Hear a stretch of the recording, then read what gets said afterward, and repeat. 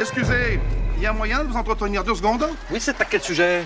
Salut, c'est Sai. Cette année, pour Noël, j'avais envie de vous faire une grosse surprise. Et c'est pour cette raison que j'ai décidé de consacrer l'intégralité de ce mois de décembre à nos 2 paysans préférés. Je suis donc allé à la rencontre de Serge Pappagalli et Gilles Gravelot, les interprètes de Get No Hero Pars dans Kaamelott, pour leur poser quelques questions. La première partie de l'interview est sortie dimanche dernier, la seconde partie sortira dimanche prochain, et ce dimanche, on se retrouve pour un petit épisode bonus de l'analyse du Choixpeau consacré exclusivement à Get No Hero Pars. Le principe est le même que la dernière fois, je vais devoir répartir chacun de ces 2 personnages dans l'une des 4 maisons de Poudlard, parce que c'est un crossover qui me fait marrer. Mais en plus, je vais pouvoir ponctuer mon analyse avec quelques extraits de l'interview, et ça fait grave plaisir. Non, c'est pas Après, le même je vais endroit. partir en piquet diagonale, tu vas voir, ça va faire une descente directe, ça arrive bien comme ça va être voilà, sur l'hôtel de la Barbarie. Bon bref, passons. Ah, et si vous pensez que je les ai mis dans la même maison, vous vous trompez. Bref, vous avez compris le concept, alors on n'attend pas une minute de plus, et c'est parti pour une nouvelle vidéo. Pour l'occasion, j'espère que vous allez faire péter du haut de gamme. En hommage aux visiteurs de prestige. Qu'est-ce qui nous sert? Alors, pour commencer, je pense qu'on peut déjà enlever l'option cerf d'aigle. Pour reprendre les mots du Choixpeau, si vous êtes sage et réfléchi, cerf d'aigle vous accueillera peut-être. Là-bas, ce sont des érudits qui ont envie de tout connaître. Donc si la maison cerf d'aigle encourage la sagesse et l'intellect, ainsi qu'une certaine forme d'originalité et de créativité, pas besoin d'aller chercher très loin pour comprendre que nos paysans préférés n'y ont pas vraiment leur place. Et puis il suffit d'écouter Serge Pappagalli et Gilles Gravelot pour comprendre l'importance qu'ils accordent à l'intelligence de leur personnage. Et j'ai dit, c'est quoi? C'est un rôle de gros con. Je dis, ben, c'est fait pour moi, c'est bon, il n'y a pas de problème. J'ai rien à jouer, donc c'est tranquille, il n'y a pas de souci, quoi. Et lui, il a dit, c'est un rôle de grand con, Non, donc c'est mais pareil. en fait, c'est assez vexant. Moi, il m'a dit, c'est un rôle pour toi. Ce qui est pire, c'est-à-dire que genre, je vais pas te dire que t'as un rôle de débile, parce que tu vas... Mais tu verras, c'est bien pour toi, il m'a dit. Et c'est justement l'un des thèmes principaux de Kaamelott, la difficulté pour Arthur d'expliquer des choses compliquées à des gens pas très futés. Get No Hero Pars ne font pas exception à la règle, et il va donc falloir aller chercher du côté des autres maisons pour trouver celles qui pourraient leur convenir, ou en tout cas celles qui seraient prêtes à les accueillir. Parce qu'on va pas se mentir, faut quand même avoir envie de se les coltiner au quotidien, ces 2 tarés. Attention, attention, il y a de l'opération coup de poing dans l'air, là. Si la contestation marche pas, on peut toujours passer aux incendies, hein. Voilà, il y a de la grillade de bourgeois qui se prépare, faudra pas faire les étonner. Alors qu'en est-il de Gryffondor? Pour reprendre encore une fois les mots du Choixpeau, si vous allez à Gryffondor, vous rejoindrez les courageux. Les plus hardis et les plus forts sont rassemblés en ce haut lieu. Et là, on peut se poser une vraie question. Est-ce que le fait d'aller régulièrement gueuler à Kaamelott face à des hommes armés peut être considéré comme une forme de courage? Et encore une fois, je pense que c'est Serge Pappagalli et Gilles Gravelot qui en parlent le mieux. Leur façon de s'exprimer, c'est la gueulante, parce qu'après tout, ils ont peur de la vie, peut-être aussi, quoi, parce que la vie est dure, parce que... Bon, alors ça, c'est le fond. Alors dans la forme, après, c'est comique, bien évidemment, et c'est burlesque. Et oui, les gens qui gueulent le plus fort ne sont pas forcément les plus courageux. Et on peut même dire que le fait de gueuler est très souvent une réaction au fait d'avoir peur, comme si gueuler était leur seul moyen d'exister. Donc ce n'est pas le courage qui guide leurs nombreuses révoltes, car à part gueuler, ils ne font rien de concret. Ils ont simplement peur de la vie, et même si je considère qu'on ne peut absolument pas leur en vouloir d'avoir peur, au vu de leurs conditions de vie justement, je ne peux pas pour autant les envoyer dans la maison du courage. Et il ne nous reste donc plus que 2 options, Poufsouffle ou Serpentard. Mais tout à fait.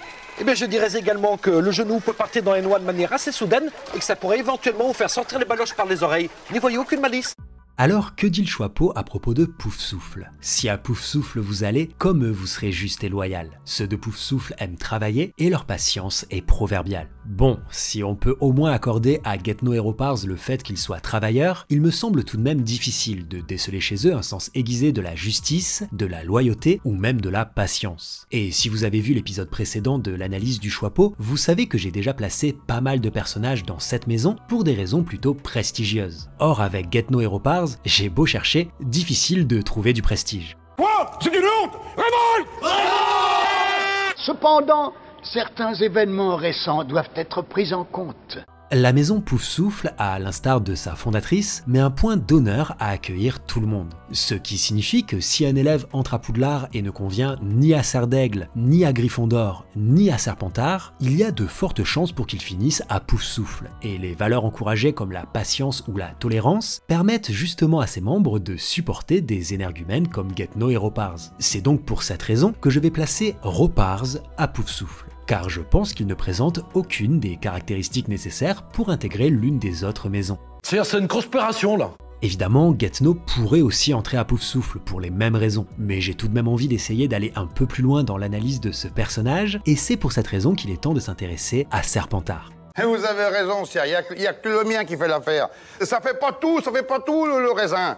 Il faut aussi le coup de patte. Et celui-là de coup de patte, il vous intéresse? Il y a quand même des pattes dans la gueule dans l'air, là. Oh. Voici ce que nous dit le Choixpeau à propos de la maison Serpentard. Vous finirez à Serpentard si vous êtes plutôt malin, car ceux-là sont de vrais roublards qui parviennent toujours à leur fin. Bien. Commençons avec l'épisode Les Tourelles dans le livre 3. Alors qu'Arthur tente de faire croire à Léodagan par l'intermédiaire de Gatineau qu'il n'y a plus de bois pour construire ses tourelles, Gatineau en profite pour tenter de vendre son bois plus cher. Il fait donc usage de la ruse, et s'il se fait avoir à la fin, c'est uniquement parce qu'il y a plus intelligent que lui en face. Je vais passer avec quelques hommes pour démonter votre baraque, c'est mieux si vous êtes là. Démonter ma baraque? Ah bah oui, ça en cas de pénurie, c'est une prérogative militaire, hein. Ça fait plus de bois.